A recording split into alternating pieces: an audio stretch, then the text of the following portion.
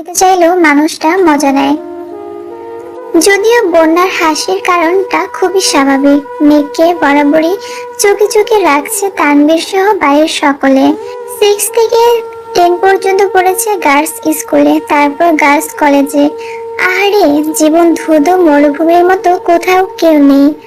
School কলেজের সামনে বাসার গাড়ি থাকতো, বাসা টু স্কুল, স্কুল টু বাসা। কোনো ছেলে না দেখলে ক্লাস কিভাবে খাবে?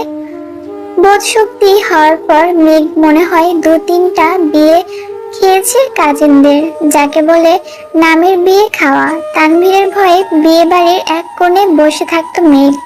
ভাইয়ের কড়া শাসন ছিল, ঘর থেকে বের হতে পারবি না, বরযাত্রী আসলে তো আরো না। ঘরের ভিতরেই তার জন্য খাবার পাঠানো হতো।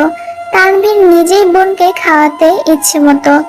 তারপর বিয়ে শেষ হলে মা বোনকে নিয়ে চলে আসতো। গায়ে হলুদ, নাচা, গান গাওয়া, এমনকি মেহেদিও দিতে পারেনি কখনো।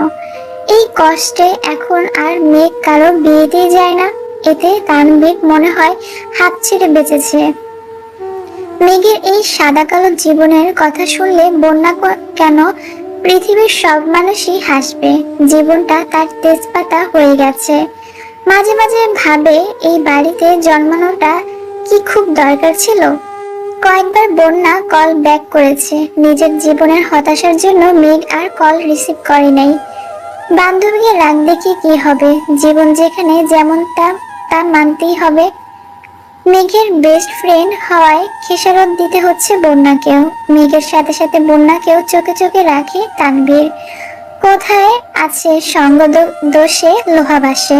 সঙ্গ খারাপ হলে মেঘও খারাপ হবে, তাই সবসময় বন্যার পিছনে লোক লাগিয়ে রাখে।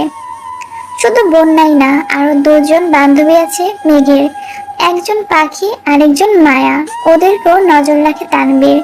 বোনকে সব দিক থেকে প্রোটেক্ট করাই যেন তার প্রথম এবং প্রধান কাজ। আবির বিকাল থেকে ঘুমাচ্ছে। সন্ধ্যা 7টায় ঘুম ভাঙে আদির ডাকে। নিচে আবিরের আব্বু আর মেঘের আব্বু বসে আছেন। আবিরের বাইক কেনার কথা শুনে তাড়াতাড়ি চলে এসেছেন অফিস থেকে। আবির ঘুম থেকে উঠে চোখ মুখে পানি দিয়ে, টাওয়াল দিয়ে কোনোরকম মুখটা মুছে তৎক্ষণাৎ রুম থেকে বের হয়। সে তার বাবাকে খুব ভালো করে চেনে।